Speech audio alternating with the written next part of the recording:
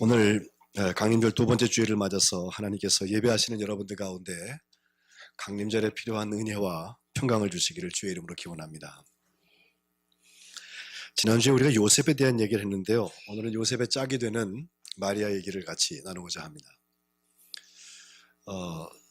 저도 아이를 낳아서 키워보았는데 아이 낳을 때 보니까 아버지는요, 어쨌든 당사자가 아닌 것 같은 느낌을 받습니다. 그죠? 아이는 엄마한테서 나오죠? 혹시 아빠가 직접 아이를 낳는 걸 보신 분 계시면 제게 알려주시면 좋겠어요. 요셉이 의로운 사람이고 지난주 우리 본 것처럼 또 생각이 깊은 사람이에요. 또 하나님하고 코드를 맞추려고 애썼던 사람이고, 그리고 결국은 말씀대로 행하려고 애썼던 사람이기 때문에 예수님의 육신의 아버지가 될 수 있었던 거룩한 탄생의 주인공의 한 사람으로 자리매김했다 볼 수 있는데, 그보다 더 직접적으로 예수님의 거룩한 탄생을 감당했던 사람이 바로 마리아입니다. 마리아를 설교하기가 참 어려운 것은 사람들의 차이 때문에 그래요. 사실 예수님이 우리에게 복음을 주신 이후에 지난 2000년 동안 교회들이 설교들을 해왔는데 캐톨릭에서 보고 있는 마리아에 대한 이해와 한 500년 정도 된 우리 개신교가 보는 마리아에 대한 이해가 조금 다르죠.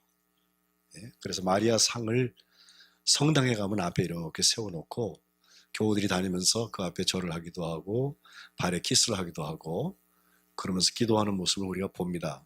우리는 저거 우상 아니냐라고 말을 하는데, 또 카톨릭 신학이나 교황의 이야기를 정확히 들으면 말은 그렇지 않아요.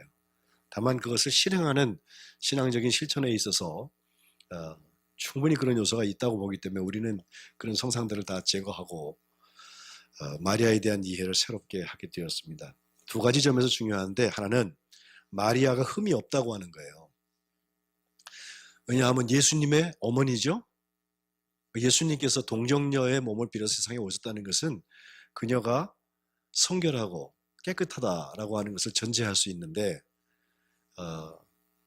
그것 때문에 마리아는 죄를 안 졌다고까지 얘기를 하는 사람들이 있어요.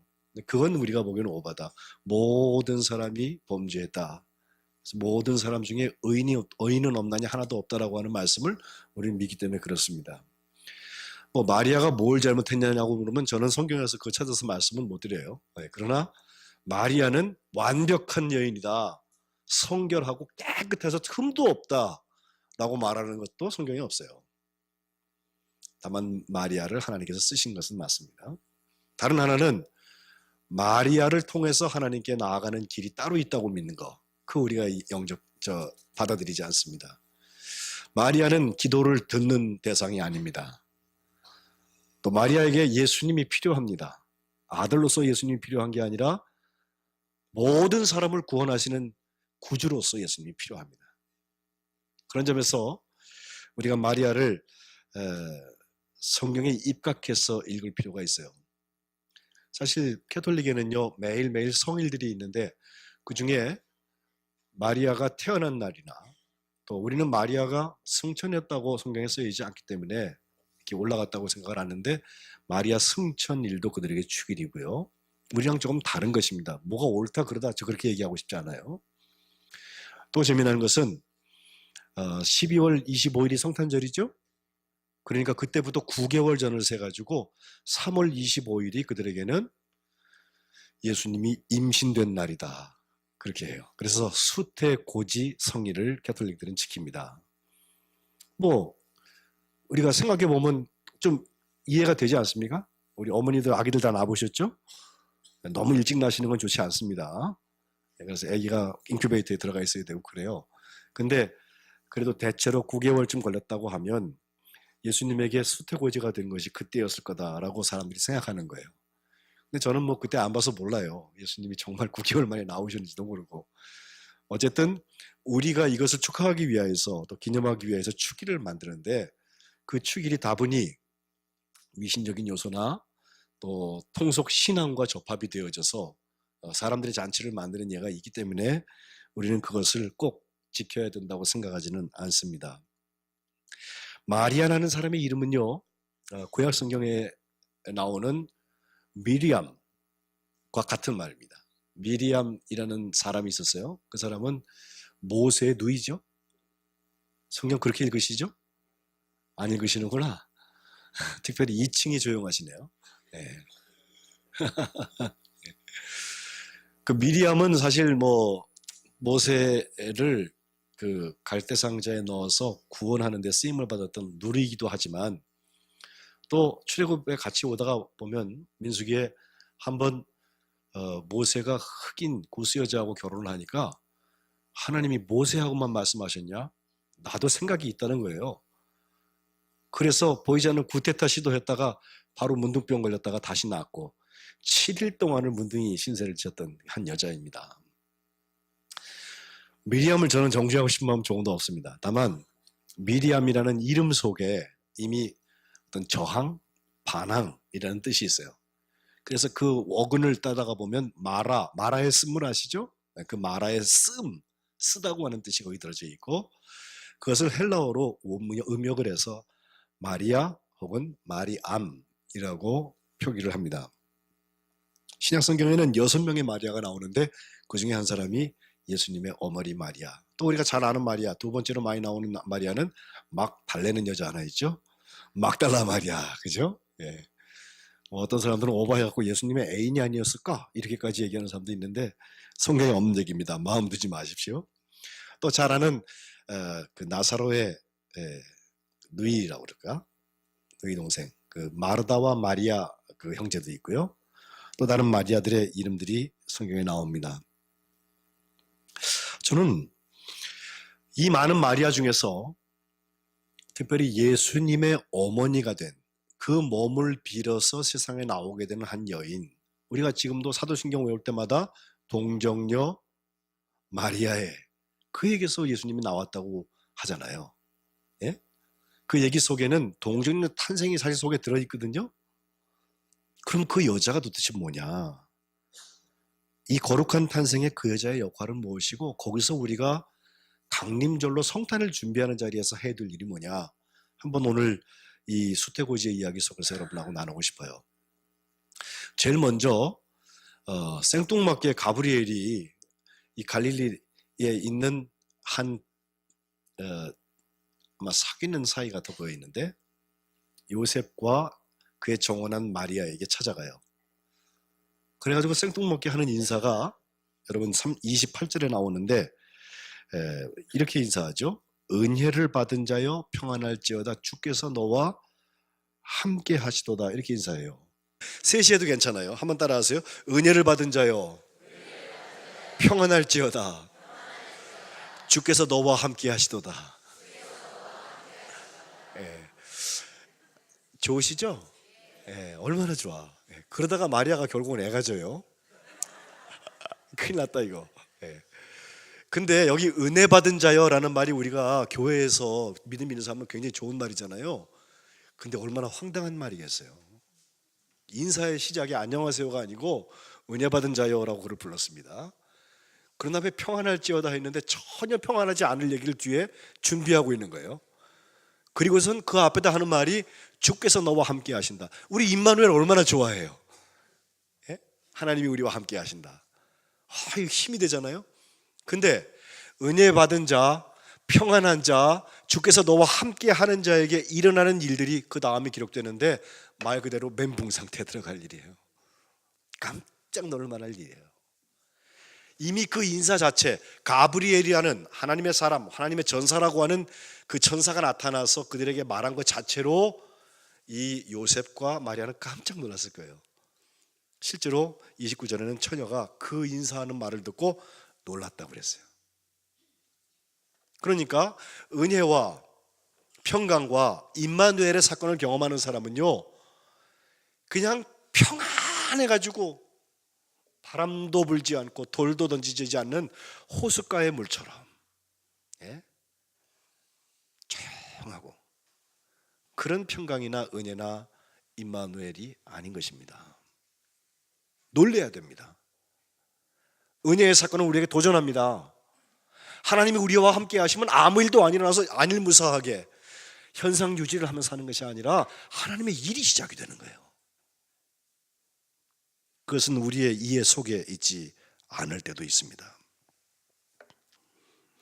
마리아가 거룩한 탄생의 은혜를 입은 사람이라고 한다면, 마리아에게 거룩한 탄생의 평강이 있다면, 마리아에게 거룩한 탄생 곧 임마누엘, 주께서 너와 함께 하시는 역사가 있다면, 그는 새로운 지평이 열려지기 시작해서 깜짝 놀라고 그 다음에 두 번째로는 생각했습니다. 오늘 29절 하반절에 보면 이런 인사가 어찌민가 생각했다고 그랬어요.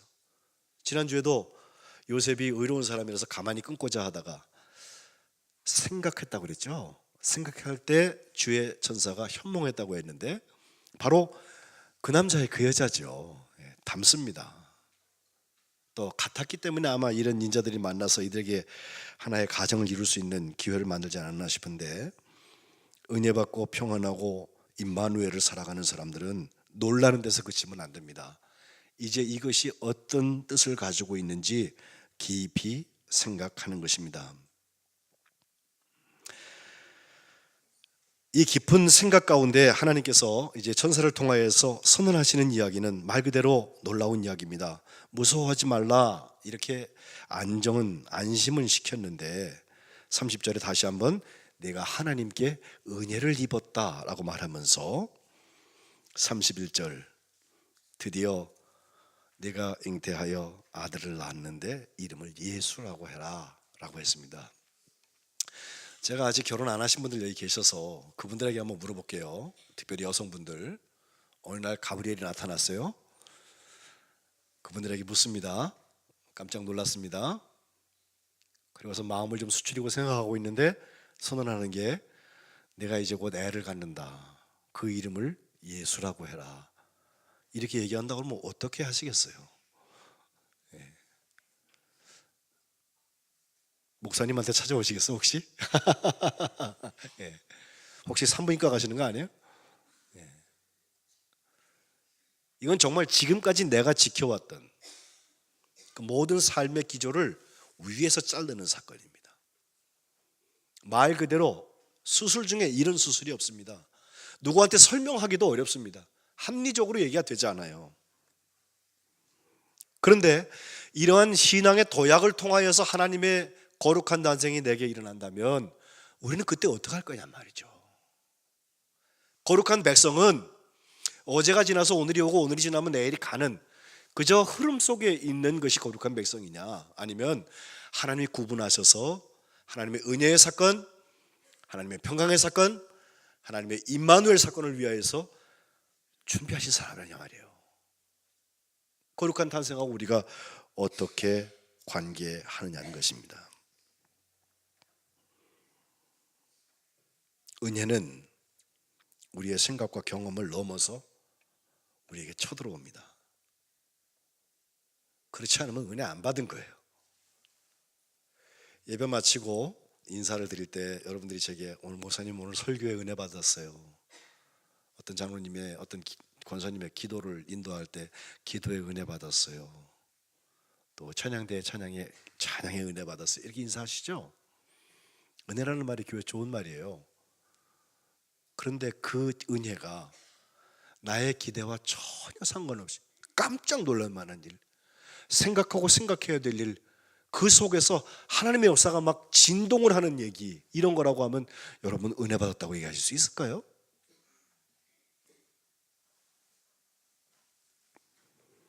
우리는 대체로 우리의 생각 속에 있고 우리가 핸들링할 수 있는 우리가 만만한 일들에 대해서 은혜를 얘기합니다. 그러나 은혜는 그것을 넘어서야 합니다. 오늘 날 찾아오신 예수님, 우리에게 거룩한 탄생을 요구하시는 예수님은 강림절에 이것을 준비시키십니다. 마리아한테 했던 것처럼.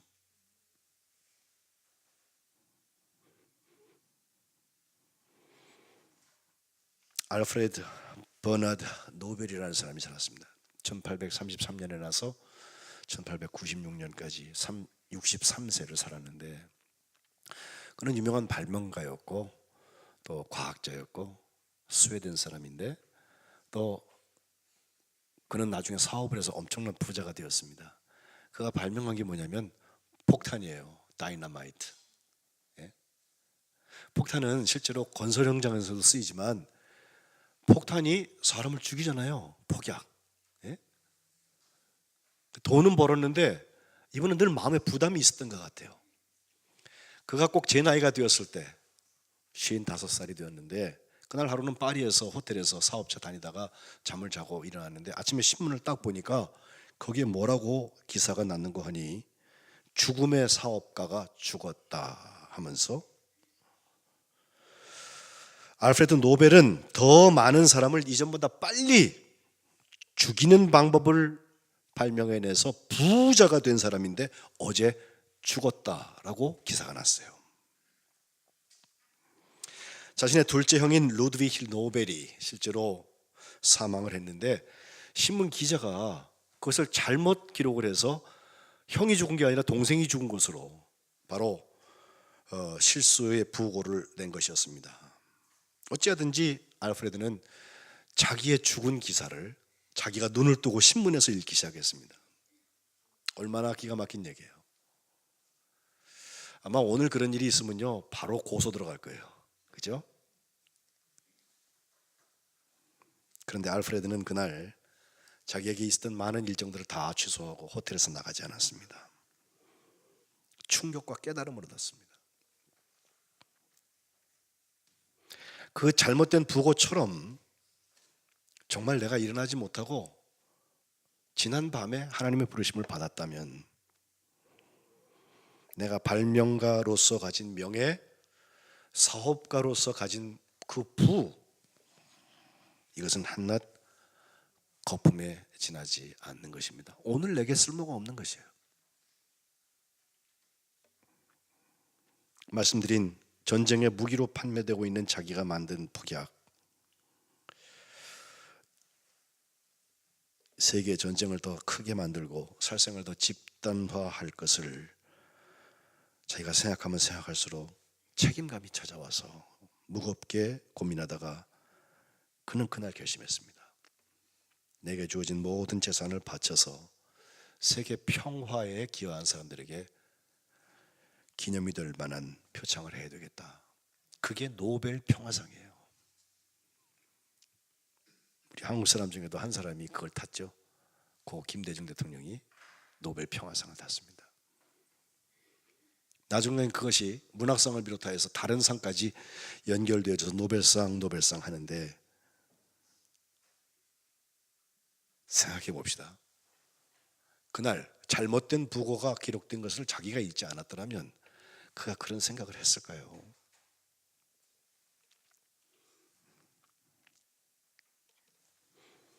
(7년) 후에 1895년도 62살 난 알프레드는 파리에 있는 스웨덴 노르웨이인 클럽에서 자기 유언에 서명하고 재산을 노벨상에 다 헌납했습니다. 지금도 평화상을 비롯하여서 그때 흔들렸던 그의 마음 때문에 하나님의 은혜의 사건들이 우리 지구촌을 밝히고 있는 것입니다. 저는 마리아에게 있었던 이 황당한 사건이 거룩한 탄생에 인도했던 것처럼 우리 성민교회 모든 교우들의 삶 가운데 거룩한 탄생이 준비되어지고 이루어지시기를 축복합니다. 두 번째로 마리아를 보니까 성령의 증거를 입었다는 말씀이 본문에 나옵니다. 이 황당한 이야기를 듣고 좋긴 좋은데 설명을 들어보니까 나쁠 거 없어요. 그 아들을 낳은 게 32절에 큰 자가 된다. 지극히 높으신 이의 아들이라고 일컬어질 것이다. 또 주 하나님께서 그 조상 다윗의 왕의 자리를 그에게 주실 것이다. 영원히 야곱의 집을 왕으로 다스릴 것이고 그 나라가 무궁하다. 아니 나쁠 거 없잖아요. 우리 자식 중에 이런 자식 하나 나오면 괜찮을 것 같아. 안 그래요 여러분? 이상하게 촛불 들고 탄핵당하는 거 말고 하나님의 쓰임도 받고 역사에도 쓰임받는 이런 자식들이 나왔으면 참 좋겠어요. 아멘한 집에는 나오기를 축복합니다. 아멘 안 한 분들 집에도 나오기를 축복합니다. 근데 여러분 생각해 봐요. 이런 얘기를 들은 것까지는 좋은데 실제로 그 다음에 어떤 일이 일어나야 되나. 마리아가 천사한테 한 대답은 34절에 내가 남자를 알지 못합니다. 아직 남자하고 잠자본 일이 없는데 어떻게 아이가 나에게 생깁니까? 어찌 이 일이 내게 있겠느냐, 이걸 묻습니다. 그러자 천사의 대답을 보면 성령이 내게 임하시고 지극히 높으신 이의 능력이 너를 덮으실 거다. 그러므로 나실 바 거룩한 일은 하나님의 아들, 휘오스테우, 하나님의 아들이라고 일컬어질 거라고 얘기하고 있습니다. 실로 마리아가 성령의 증거를 얻은 다음에 아직 아기를 낳기 전에 오늘 보면 뒤를 읽어보면 그 엘리사벳이라고 하는 자기의 친척을 찾아가죠. 찾아갔더니 자기보다 나이가 훨씬 많은 분 같은데 6개월이 됐어요, 이미 아이를 가진 지. 근데 둘이 딱 만나는 순간에 6개월 된 아기가 반응을 하는 거예요. 뱃속에서 기뻐했다는 거예요. 그래서 서로에게 성령께서 그들에게 감동하시고 천사를 통해서 이루어졌던 비슷한 이야기, 그 이야기를 서로 나누면서 간증이 되는 것입니다. 우리가 속회를 하거나 성도의 교제를 하게 될 때 뭐 하다못해 누리마루에서 커피를 한잔 할 때에도 교우들끼리 하는 얘기들 가만 들어보세요. 그냥 그렇고 그런 얘기, 텔레비에서나 보는 얘기 말고 내 얘기를 할 때가 있거든요. 내가 이래서 이렇다, 이래서 아프다, 이래서 좋다, 이래서 기쁘다, 이래서 하나님께 영광이 된다, 그런 얘기를 할 때가 있는데 그 듣는 사람의 태도를 보면 그 사람이 얼마나 성령의 역사가 있는 사람인지 금방 알 수 있어요. 말하는 사람 둘째치고 어떻게 듣느냐가 중요해. 예?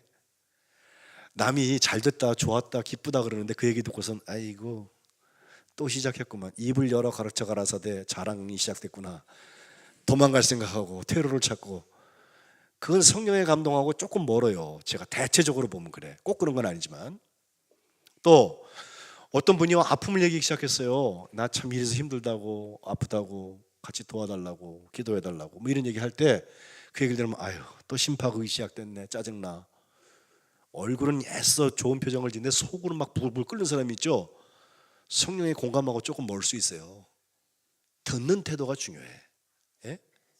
성령께서는 한쪽에만 강하게 역사하시는 게 아니라 저쪽에도 역사하실 수 있기 때문에 서로에게 소통을 주시고 서로에게 시너지를 주실 때에는 기쁨이나 슬픔이나 간에, 오늘 마리아는 기쁨을 노래하게 되지만 간증을 통하여서 하나님 나라의 일들을 경험하게 하시는 거예요.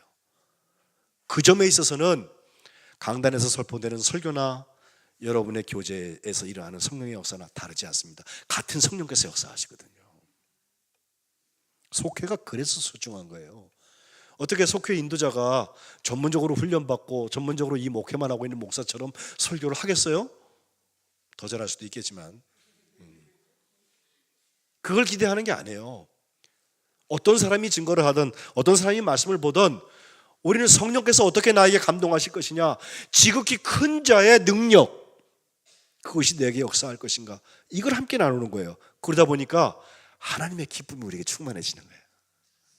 세상이 줄 수도 없고 알지도 못하는 기쁨이 우리에게 찾아오는 것입니다. 아마 거룩한 탄생에서 마리아가 경험했던 것은 그거 같아요. 하나님의 아들이라 일컬음을 받게 될 텐데, 그 예를 들어서 엘리자벳 그 여자 나이 들도록 아기 못 가져서 그랬는데 알잖아. 지금 6개월이 됐잖아. 그러면서 37절 우리가 가끔 써먹는 말씀입니다. 대저 하나님의 모든 말씀은 능하지 못함이 없느니라. 하나님의 말씀이 능한 건 저희가 다 알아요. 하나님의 말씀으로 뭐 세상을 만드시고 말씀으로 우리를 구원하시고 말씀으로 세상을 완성시키실 거 다 알아요. 근데 그 아는 거하고 믿는 게 달라요. 하나님이 하실 수 있다, 능치 못함이 없다, 배워왔어요. 거기에 반응하도록 되어져 있어요. 저 같으면 자동이야. 그 얘기 나오면 그냥 아멘 나와 저는. 예? 근데 그게 진짜 믿는 거냐? 한번 물어보세요, 스스로에게. 하나님이 내게도 갑자기 아기를 주실 수 있다, 여러분 믿으세요? 이쯤 되면 어려워진다니까요. 마리아에게 그 일이 일어나잖아요. 하나님의 모든 말씀이라고 하는 이 말씀은 보통 호로고스, 우리가 세상을 만드시는 원리나 또 세상을 통치하신 질서나 법같이 되어져 있는 그 말씀이 아니라 레마, 나에게 삶에 뭔가 변화를 일으키는 말씀이에요. 그 말씀 때문에 성령의 역사와 그 능력에 사로잡힐 수 있는 말씀이에요. 남한테 역사 일어나는 거 볼 거 없어요. 내가 감동되면 그게 레마야. 나에게 아무런 변화를 주지 않는 레마는 없습니다. 하나님께는 불가능이 없는 줄로 믿습니다 하면 아멘 하는데, 내게 하나님께서 하시는 말씀에 반응하지 않는 사람이라면 믿지 않는 겁니다.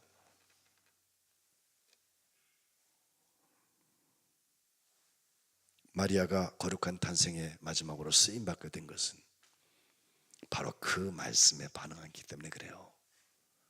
마지막 절에 보니까 주의 여종이오니 말씀대로 내게 이루어지이다. 이게 진짜 순종이에요. 나에게 다가온 이 황당한 일을 통해서 우리는 너무 소설을 많이 붙이는 것 같아요. 하나님께 영광이 되길 바랍니다. 그러면서 제 영광 찾아요. 예? 하나님께 헌신하겠습니다 하면서 자기 것은 다 챙겨놓고 해. 그게 무슨 헌신이 그래요? 예수님의 성탄에 쓰임받은 그 현장을 가보세요. 성경이 얘기하고 있는 현장만 보세요. 거기 계산 없습니다. 계산하는 사람은 거기 오지도 않아. 거기 왜 와요? 알지도 못하는데. 근데 정말 거룩한 탄생을 준비하고 기다렸던 사람은 가져서 가는 게 아니에요. 거룩한 탄생이 그 몸을 빌어서 나는 그 사람 마리아는 건강했거나 미모가 좋거나 혈통이 좋거나 사람들에게 칭찬을 받는 미스 유니버스 이런 사람이 되어서가 아니라 이게 준비되어 있던 사람 같아요. 말씀대로 내게 이루어지이다.